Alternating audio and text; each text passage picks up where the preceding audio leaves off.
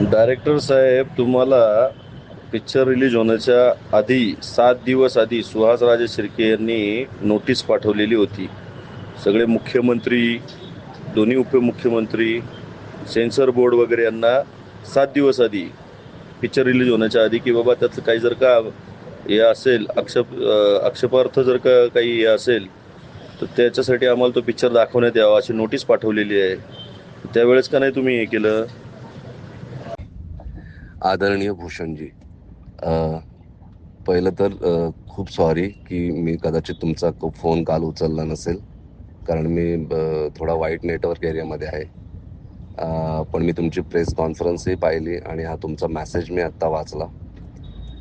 सर्वप्रथम तर मी तुमची माफी मागतो जर नकळत तुमच्या भावना दुखावल्या गेल्या असतील तर. आणि मी तुमच्या मेसेजला उत्तरही देऊ इच्छितो प्रामाणिकपणे.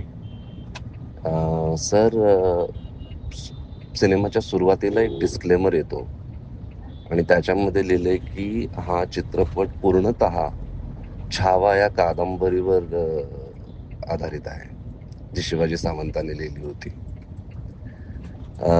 त्यामुळे ह्या चित्रपटाची कथा, पटकथा हे सगळं छावामध्ये जसं लिहिलंय त्या प्रकारेच आम्ही ते रंगवण्याचा प्रयत्न केलाय. आता कादंबरी म्हणजे ती शब्दांनी रंगवली जाते आणि चित्रपट म्हणजे तो दाखवला जातो लोकांना. पण इन्फॉर्मेशन तीच असते. त्याच्यामध्ये मी ॲज अ रायटर किंवा डायरेक्टर मी काही ट्विस्टिंग नाही केलंय.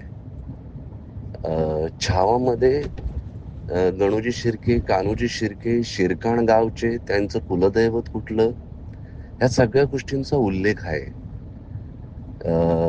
आणि ते पुस्तक अजूनही मार्केटमध्ये अवेलेबल आहे. सेम टाइम,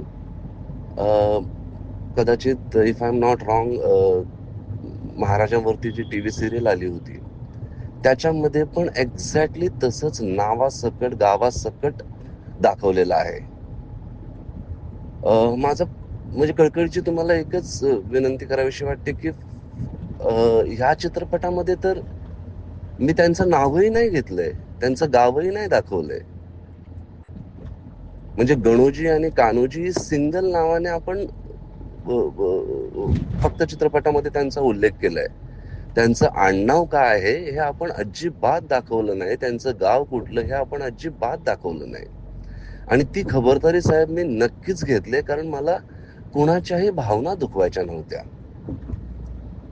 आणि म्हणजे तुमचे एक राजे शिर्के बंधू हे तर माझे मित्र आहेत, डॉक्टर राजे शिर्के. पण ह्या चित्रपटाचा उद्देश कोणाच्या भावना दुखवायच्या नव्हत्याच. आणि दुसरी गोष्ट, तुम्ही म्हणालात पैसे कमवण्यासाठी हा चित्रपट मला बनवायची गरजच नव्हती साहेब. माझ्याकडे इतर खूप विषय होते जे भरपूर पैसे कमवून देऊ शकतात. ह्या चित्रपटासाठी संपूर्ण टीमने, मी, आमचे प्रोड्युसर दिनेश विजयन यांनी रात्रंदिवस मेहनत करून 4 वर्ष मेहनत करून हा चित्रपट फक्त ह्याच्यासाठीच निर्माण केलाय की चित्रपटी संभाजी महाराज काय होते हे आपल्या जगाला कळावं. छत्रपती संभाजी महाराजांवरून किती गढूळ लिखाण आहे हे देखील तुम्हाला माहीतच आहे. ते पुसण्याचा हा एक प्रयास होता. आपले राजे काय होते हे बच्चाला कळावं, हा एक प्रयास होता. पैसे कमवण्यासाठी इतर खूप विषय आहेत हो.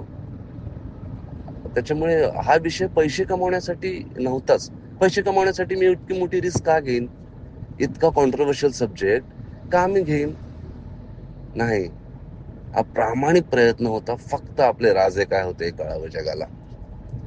त्याच्यामुळे साहेब, पुन्हा मी नकळतपणे जर तुमचं मन दुखावलं असेल तर मी माफी मागतो. पण चित्रपटात कुठेही शिर्के ह्या आडनावाचा उल्लेख झालेला नाहीये, ना त्यांच्या गावाचा उल्लेख झालेला आहे. वर्सेस ज्या इन्फॉर्मेशन्स छावा कादंबरीत किंवा काही इतर मराठी सिरियल्स असोत किंवा काही दुसरे चित्रपट असोत, त्याच्यामध्ये तो उल्लेख केलेला आहे आणि ते आजही इंटरनेटवर अवेलेबल आहे. पण छावा चित्रपटात कुठेही शिर्के ह्या आडनावाचा उल्लेख झालेला नाही साहेब.